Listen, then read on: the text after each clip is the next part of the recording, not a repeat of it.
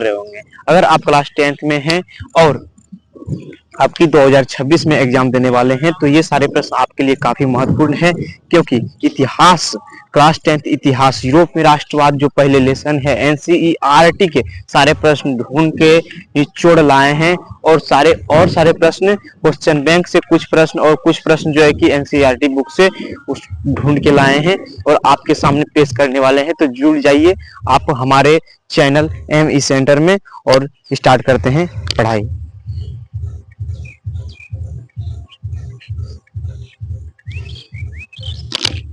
देखिए सबसे पहले क्लास 10th इतिहास और यूरोप में राष्ट्रवाद, ठीक है।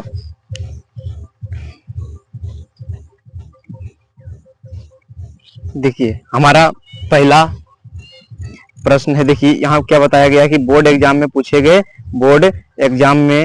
गए सारे ऑब्जेक्टिव प्रश्न, बोर्ड एग्जाम में जितने भी ऑब्जेक्टिव प्रश्न पूछे गए हैं वो भी सारे प्रश्न हम अभी आपको दिखाएंगे। उसके बाद और भी सारे प्रश्न होंगे जो कि बोर्ड एग्जाम में कभी नहीं पूछेंगे, पूछने की संभावना है, वो सारे ऑब्जेक्टिव प्रश्न भी मैं आपको दिखाने वाला हूं आज के इस सेशन में, आज के इस वीडियो में। तो सबसे पहले आप देखिए पहला प्रश्न है, फ्रांस में किस शासन वंश की पुनः स्थापना वीना कांग्रेस द्वारा की गई। यानी कि वीना कांग्रेस जो है भैया, ये आप जानते होंगे, अगर आप हिस्ट्री के पहले लेसन पढ़े होंगे तो वीना कांग्रेस 1815 ईस्वी में मेटरनिक जो ऑस्ट्रिया के चांसलर थे उन्होंने वीना कांग्रेस किया।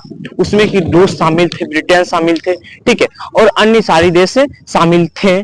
तो क्या हुए कि वो मेटरनिक जो थे ना, जो फ्रांस में 1789 क्रांति के बाद जो राजवंश का शासन समाप्त हो गया था, उस राजवंश के शासन को फिर से स्थापित करना वियना कांग्रेस का उद्देश्य था, जो कि 1815 ईस्वी में किया था। तो किसने किया था?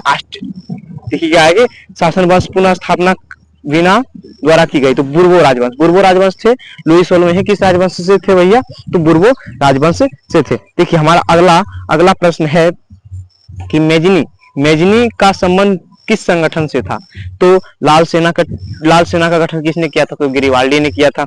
कार्बोनारी, ये आंसर हो जाएंगे कार्बोनारी, यानी बी, दो के बी। देखिए तीसरा नंबर है कि इटली एवं जर्मनी के एकीकरण के विरुद्ध कौन था? इटली एवं जर्मनी के एकीकरण के विरुद्ध कौन था? तो इटली और जर्मनी के एकीकरण के विरुद्ध था फ्रांस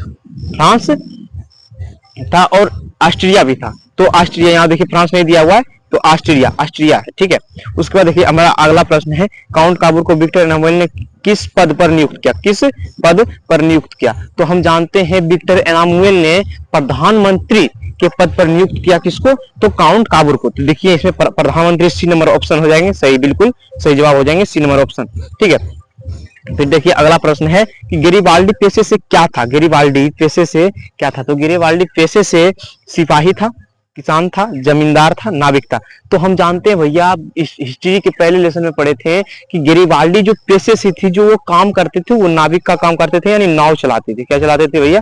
नाव चलाते थे, ठीक है।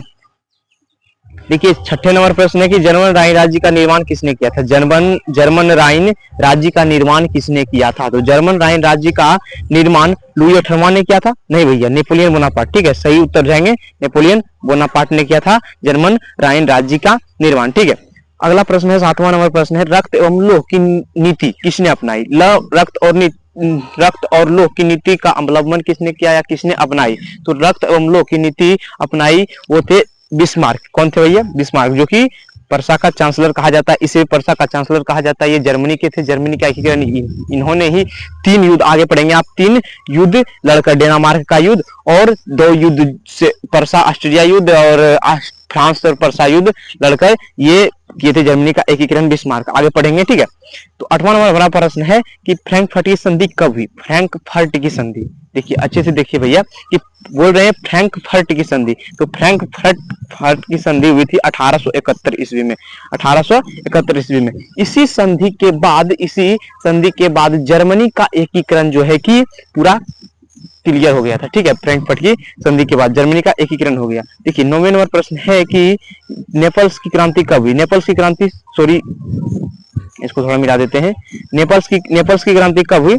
तो नेपल्स की क्रांति 1820 ईस्वी में, ठीक है, नेपल्स की क्रांति 1820 ईस्वी में हुई थी। नेपल्स की क्रांति का मुख्य कारण था कि मजदूरों के साथ किया जाने वाला दुर्व्यवहार, ठीक है, मजदूरों के साथ किए जाने वाले दुर्व्यवहार उसको कम करना, वो जो अत्याचार हो रहे हैं उसको कम करना, उसी के लिए 1820 ईस्वी में फ्रांस के नेपल्स की क्रांति हुई। ठीक है, देखिए अगला प्रश्न है चार्टिस्ट आंदोलन। चार्टिस्ट आंदोलन कहाँ हुआ था? तो ये सब जानते हैं भैया कि इंग्लैंड में हुआ था चार्टिस्ट आंदोलन। चार्टिस्ट आंदोलन में क्या हुआ था कि मजदूर लोग ही किए थे, मध्यम वर्ग वाले लोग किए थे, और मताधिकार भी इसमें शामिल था कि लोगों को मत अधिकार नहीं दिए। इंग्लैंड में मत अधिकार नहीं देते थे, यानी वोट देने के अधिकार नहीं थे, तो इसके लिए भी उन्होंने आंदोलन किया। ठीक है, देखिए हम फिर हमारा अगला प्रश्न है कि एंड्रियानोपुल की संधि किन देशों के बीच हुई? देखिए एंड्रियानोपुल की संधि इसलिए हुई कि रूस और तुर्की के बीच हुई एंड्रियानोपुल की संधि, रूस और तुर्की के बीच। अब बताते हैं भैया कि किस लिए हुई, काहे के लिए हुई। तो देखिए